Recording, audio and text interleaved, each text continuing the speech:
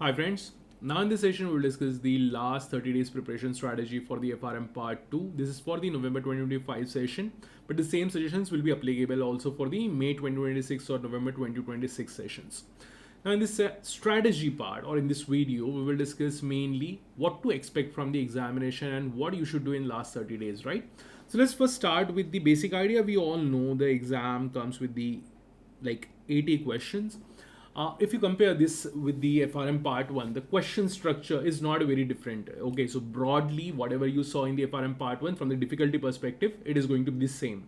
So you need to think about like FRM Part 2 is very difficult exam compared to the FRM Part 1. Yes, it is difficult, but for the different reasons.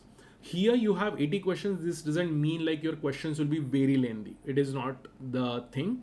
So you can expect the same structure, the question structure here. Now, we also know the past average of the passing is the 50%. So 50% students will clear the exam and 50% won't be able to clear the exam.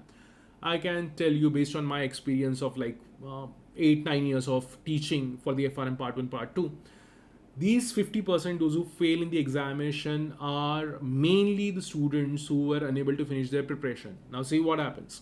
Students appeared for FRM Part 1 in May, then they waited for the result. They wasted their 1 month. Now in the limited time, they thought like the remaining time, they thought like they will be able to finish their FRM Part 2's preparation. But this doesn't work. Like in FRM Part 1, most of the concepts or a lot of the concepts are easy to digest, easy to consume. In FRM Part 2, majority of the section is very difficult to consume, difficult to digest. Okay, it takes a lot of time to prepare. And that's why they will go with the half preparation or say 60% preparation. That's why my suggestion is if you are 80% prepared, like your 80% content is really good, then you are sorted. You don't have to bother about like the passing or failing anyway, like irrespective of what is the situation. You should not bother about passing or failing. Just focus on the preparation and follow my strategies or follow my suggestions. This should be sufficient. Now with this 80% preparation, the remaining 20% should be at least like one view or one review. So 80% with full confidence, 20% at least one review. So in case if you get a really easy question, you should be able to approach that question or at least do the guesswork in that particular question. Now, once you are done with this particular part, I will give you recommendation.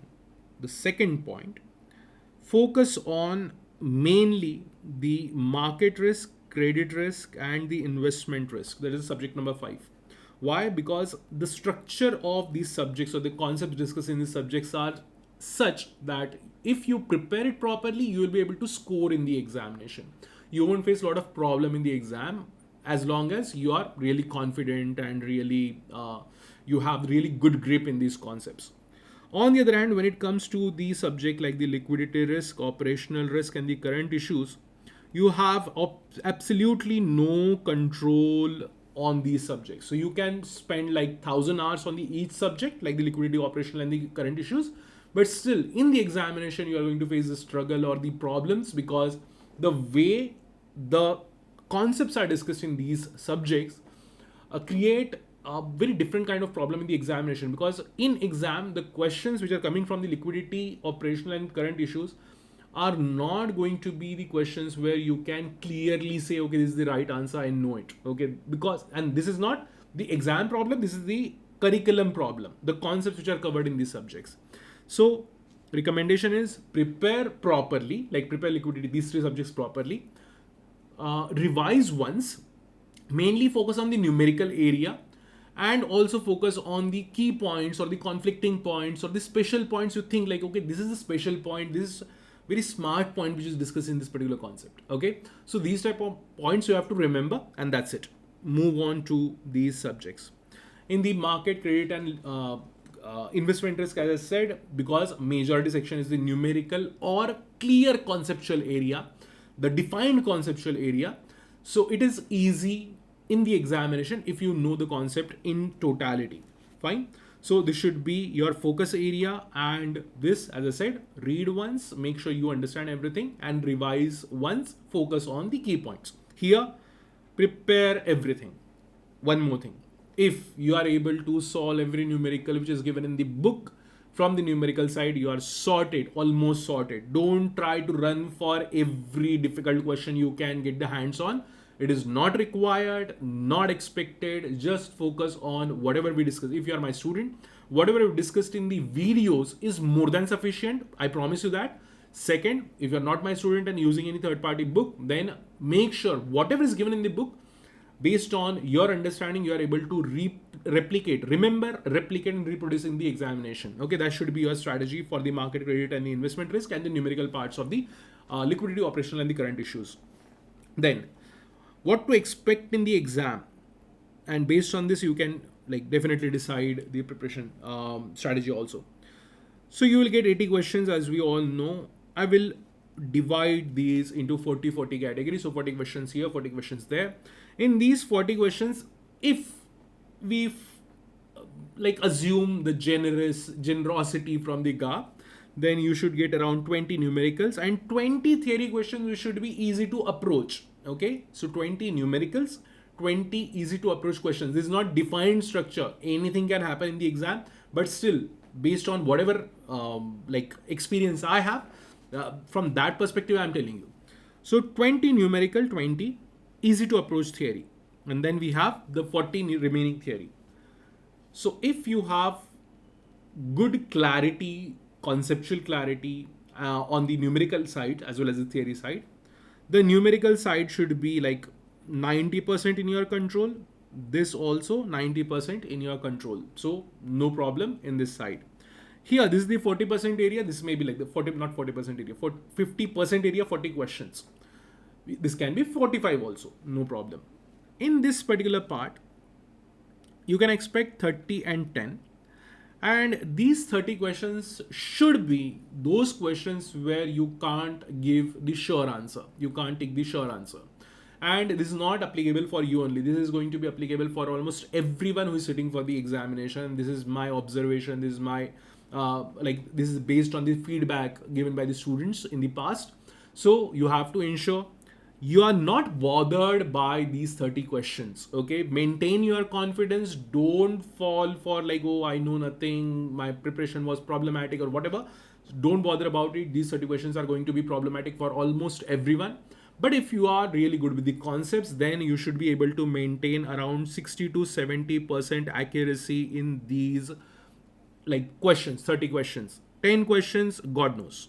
Okay, just pray for the good result. And these 10 questions are not in your control. Like these are super difficult questions, not easy to approach. Maybe we can also say like they maybe out of syllabus. This may also happen. So this particular this 40% area should not be or is not in your control. It is completely possible you might end up scoring Q1 in all 6. Okay, I'm not saying you can't get 100% in this area. You can get 100% in whole exam. You can score 80 out of 80.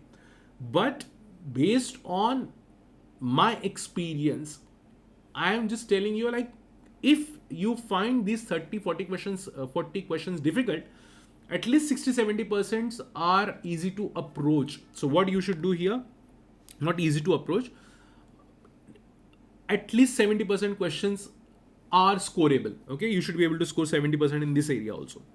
Now, what to do in these questions? Let's say there are 4 options. Make sure you focus on eliminating 2 options. This should be a strategy. Eliminate the 2 options. You have remaining 2 options which are really confusing. Don't waste your time. Just tick whatever your intuition tells you.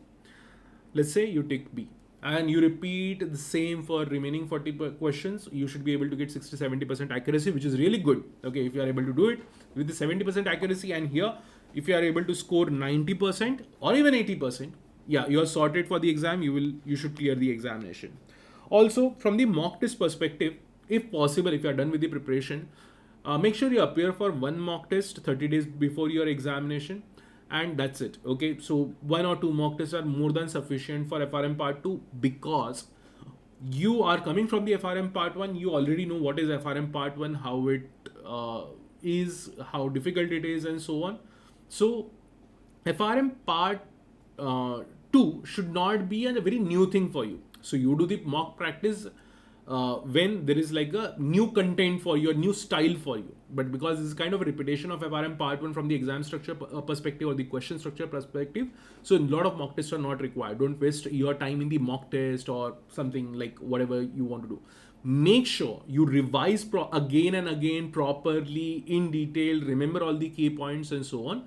This will help you in the scoring better in the examination. This should be a strategy from the mock test perspective. Focus more on the revision, less on the mock test. And yeah, as we discussed, like, they identify the key points which are given in all the curriculum, and remember those key points. This should be sufficient. If you have any queries, feel free to contact me on this number. This number is also like in the just a second. This is my WhatsApp number. Please WhatsApp only. Okay, and not like call directly. Okay, so just WhatsApp me on this number. Again, the same number is in the footer also. And if you are, say, going for the May 2026 examination, then I provide the mentorship for the FRM Part 2. This mentorship is the part of a video classes package. With this mentorship, it is completely guided preparation. Okay, so that's all for this video. See you in the next video. Bye bye. Take care.